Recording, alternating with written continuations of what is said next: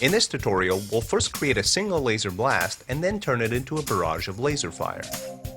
Start off by dropping a blank emitter down onto the stage. Rename it to Laser. Hop into Properties and rename the particle type Main Blast.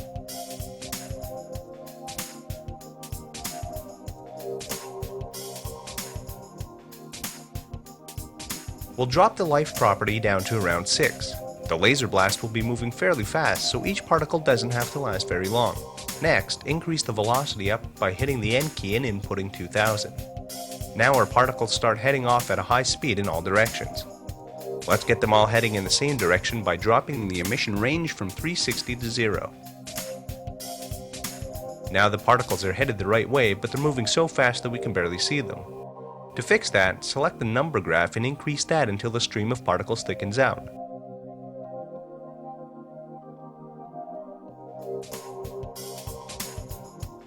$1200 works fine.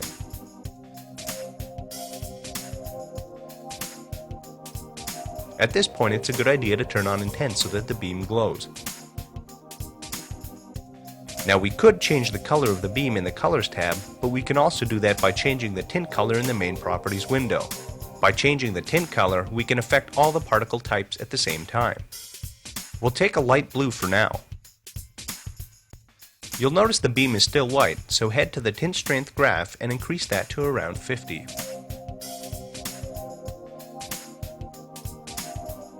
The beam itself is still looking a little soft, so we'll duplicate the particle type and rename it to Glow Blast.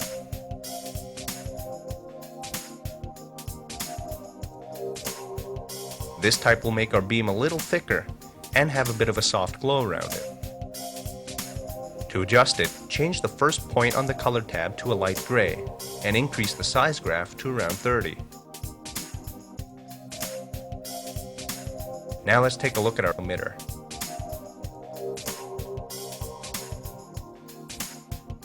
To make the emitter a single laser blast, there's only one more thing to do. In the emitter's number graph, set a keyframe at frame 10 with a value of 100 and another keyframe at frame 11 with a value of 0. This will make the beam fire for 10 frames before the emitter stops creating particles.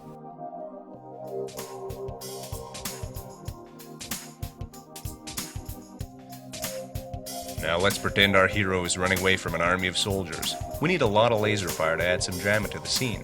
One blast alone won't be enough. We could copy the laser emitter and paste it for each laser blast we need in the scene. But then we'd have to paste them at different times, adjust each emitter's size so that they don't look like they're all coming from the same place, etc, etc, etc. It would be a time-consuming task. The faster and more automated way of doing it would be to convert our existing emitter into a super emitter. We'll begin by going into our number graph and resetting the keyframes we just set.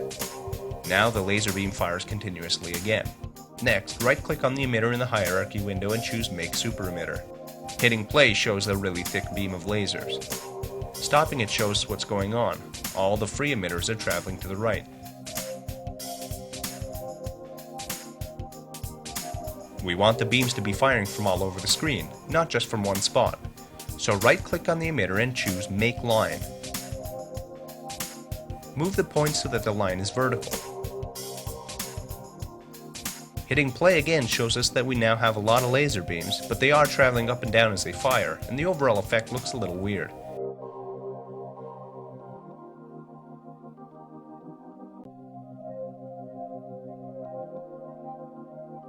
To get them to fire straight ahead, go to the F velocity graph and drop it down to 0.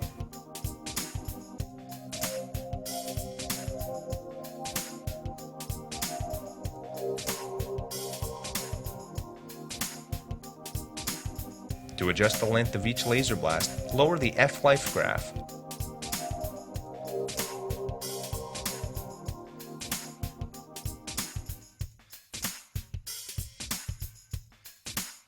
To make each blast look like it's coming from different depth, go to the F zoom variation and increase it. Now each free emitter is zoomed to a different size, so the smaller ones seem to travel slower and the larger ones move faster. We'll leave it at about 50, but you can push it even further.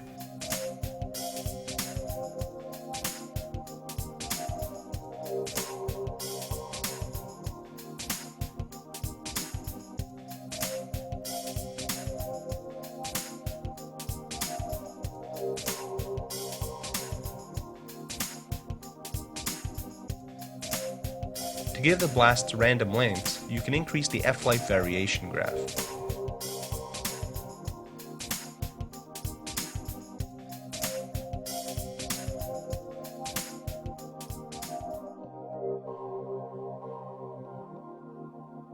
Now to break up the uniform look of the blasts, open up the glow blast particle type and increase the size variation.